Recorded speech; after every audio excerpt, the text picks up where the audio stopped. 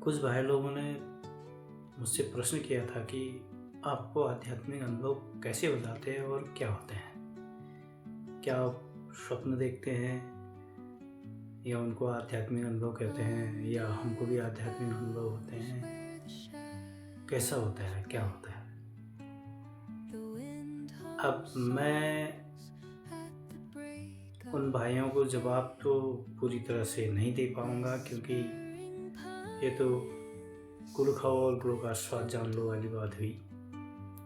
आध्यात्मिक अनुभव मेरे हिसाब से 3-4 प्रकार से मुझे हुए हैं। 3-4 प्रकार की कैटेगरी में बता सकता हूँ। स्वप्न जिसे हम कहते हैं वो मन के बाहरी स्तर की चीज़ है, जिसमें एक हिसाब से वो भी अनुभव है, लेकिन वह स्वप्न अनुभव के रूप में मान सकते हैं। उसमें मिक्सिंग होता है, आपको चेतना से जो संकेत आ रहे हैं उसमें मिक्सिंग हो जाती है हमारी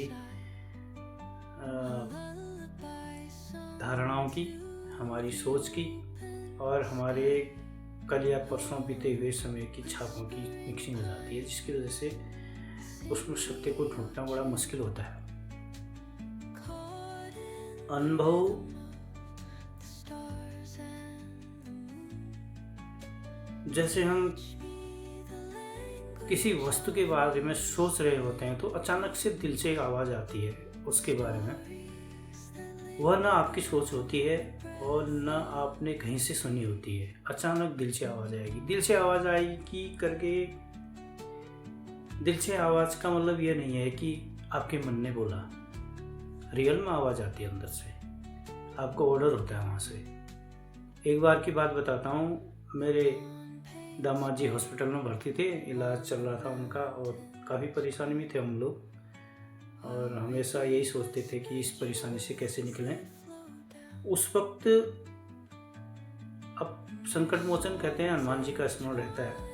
बाबूजी को याद करते हुए मैं जब हॉस्पिटल से बाहर निकल रहा था, एम्स हॉस्पिटल की बात है, तो मेरा मन बाबूजी में लगे रहता था। अचानक हनुमान जी की मुझे याद आई, एक तड़प जैसी पैदा होने लगी मुझे। ऐसी तड़प पैदा होने लगी कि काश वो आ जाते और मैं उनसे कुछ ज़रूरत की चीज़ें मांग लेता। तो मैं गेट नंबर 2 में था, 2 है या 3 है मुझे पता नहीं है। वहाँ पे उसमें मेट्रो का टनल है और उसकी लेफ़्ट साइड को सड़क पार करने वाला एक टनल है और राइट साइड को मेट्रो का टनल है। मैं सड़क पार करने वाले टनल में गया दवाई लेने के लिए, तो वहाँ पे फर्स्ट मोड़ में ही मुझे एक सफ़ेद कपड़े में बैठा हुआ, सफ़ेद कपड़े पहने हुए, सफ़ेद गद्दी में बैठा हुआ एक आदमी मिला। मुझे ध्यान नहीं था उसके ऊपर, वो भिखारी था, ज़्यादा ध्यान तो नहीं गया, लेकिन मेरे दिल से आवाज़ आई, इसे 50 रुपये दे दो और प्रणाम कर दो। ये भी नहीं कह सकता हूँ कि मैं पूरी होश हवास में था, लेकिन खोया रहता था। मैं सीधे दवाई लेके आया, लेकिन दवाई खरीदते वक्त मुझे याद आया, यार मुझे मेरे दिल ने ऐसा क्यों कह दिया। ये होती दिल की आवाज़। उस वक्त ना आपका मन बोलेगा ना बुद्धि बोलेगी, एक अंदर से एक आवाज़ आती कि ऐसा करो। मैंने कहा आज मेरा दिल क्यों बोला बहुत दिनों के बाद। मैं तुरंत दवाई ली और मैं लौटा। उसी टनल के एक मोड़ पे, वो जहाँ पे वो आदमी बैठा हुआ था, भिखारी बैठा हुआ था, उसके बगल में एक महिला बैठी हुई थी। महिला अपने बच्चों के इलाज के लिए आई थी शायद, वो बच्चों को खाना वाना भी दे रही थी। वहाँ पे कोई नहीं मिला मुझे। तब मैंने उनसे पूछा, माता जी यहाँ पे एक लंबे चौड़े आदमी बैठे हुए थे और भिखारी थे, आंखें बाहर निकली हुई थी उनकी, कहाँ गई? उन्होंने कहा बेटा मैंने नहीं देखा। मुझे बहुत आश्चर्य हुआ। वो हनुमान जी थे, इतने चौड़े कंधे, इतने मोटे हाथ, मुझे अभी भी याद है, बहुत बड़ा मुंह, ये आंखें बाहर निकली हुई थी और सुंदर चेहरा, और इतने सफ़ेद कपड़े। भाई साहब, टीवी के जो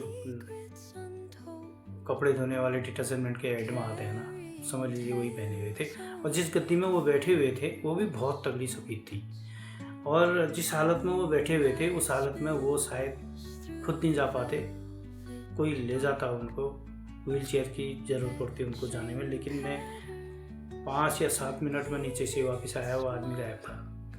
मैं उनको हनुमान जी हैं इसलिए कह रहा हूँ कि उससे पहले मुझे हनुमान जी का स्मरण हुआ था और उन्हें तुरंत मिलने की इच्छा, और काश वो मेरे सामने आ जाते, मैं उनसे कुछ मांग लेता, ये इच्छा थी मेरी, इसलिए मैं उन्हें हनुमान कह रहा हूँ। और मैं बाद में सोचने लगा, जब वह वापस आया, मैंने कहा मैंने गलती कर दी, क्योंकि एक भिखारी इतना हट्टा कट्टा नहीं हो सकता, इतना लंबा चौड़ा नहीं हो सकता। अगर वो भीख मांग रहा है तो हट्टा कट्टा नहीं हो सकता। जैसे चौड़े कंधे उनके थे, एक विश्व चैंपियन शारीरिक स्वास्थ्य जिम वाले के कंधे हो सकते हैं, उतने चौड़े, इतना हिष्ट पुष्ट आदमी, केवल उनकी आंखें बाहर निकली हुई थी, बस पानी टपक रहा था, ये मैंने साफ देखा उसको। लेकिन इस पर मुझे इसलिए नज़र नहीं गई क्योंकि उस वक्त मैं जल्दीबाजी में था। वापसी में जब मुझे याद आया कि मेरे दिल ने ऐसी बातें क्यों कही, मेरे दिल से ऐसी बातें क्यों निकली, जब मैं दौड़ के आया तब मुझे पूरा वो नक्शा पूरा याद आया, वो हट्टा कट्टा आदमी, चौड़े कंधे वाला, मोटे बाजू वाला। तो ये आध्यात्मिक अनुभव इस टाइप से होते हैं। और दूसरा, कुछ अनुभव कानों से आवाज़ें सुनाई देती हैं, आपको लगेगा कि अगल बगल कोई बोला है, लेकिन होता कोई नहीं है। एक अनुभव ऐसा होता है कि आपको सुनाई भी नहीं देगा, दिखाई भी नहीं देगा, लेकिन चित्रों का अनुभव होता है। आपको अचानक चित्र एक अंदर से, मतलब आंखों के भी अंदर कहीं एक चित्र बनेगा, वो चित्र का आभास होगा कि इस टाइप से मकान है, इस टाइप से लोग खड़े हैं, इस टाइप से महिलाएं खड़ी हैं, ऐसे पुरुष खड़े हैं, उसके बगल में ये चीज़ है, इसके बगल में ये चीज़ है, और ये आभास होगा। आपकी आंखें भी बंद होंगी, आपको महसूस होगा मेरे सामने दो आदमी आ रहे हैं और स्त्री और पुरुष हैं, ये स्त्री है, ये पुरुष है। आप पहचान लोगे अंदर से, लेकिन आंखें बंद होंगी। ऐसे अनुभव होते हैं। मतलब चित्र का भी अनुभव होगा, वो चित्र जो आंखों से न दिख रहा हो, और शब्द का अनुभव होता है जो सुनाई न देता हो, उसका भी अनुभव होता है। कह दिया और आपको समझ में आ गया और शब्द था वो, लेकिन कानों का शब्द नहीं था। और ऐसा शब्द जो सुनाई भी दे रहा हो, जैसे मैं अभी आपसे बोल रहा हूँ, आप मेरी बातों को सुन रहे हो, ऐसे शब्द भी सुनाई देते हैं, लेकिन ऐसे शब्द कम सुनाई देते हैं, बहुत कम। मुझे आभास कराया कि मैं पूर्व जन्म में क्या था, क्वेश्चन किया होगा शायद मैंने, मुझे बता दिया गया। मैं रामायण महाभारत काल में एक ऋषि के रूप में तपस्वी था। मैं उस बात को पूरा नहीं कह पाऊंगा क्योंकि लोग मजाक बनाएंगे, लेकिन था। मैं कृष्ण के वक्त भी था, मैं राम के वक्त भी था। ये बातें स्पष्ट रूप से शब्द के रूप में मुझे सुनाई दी। और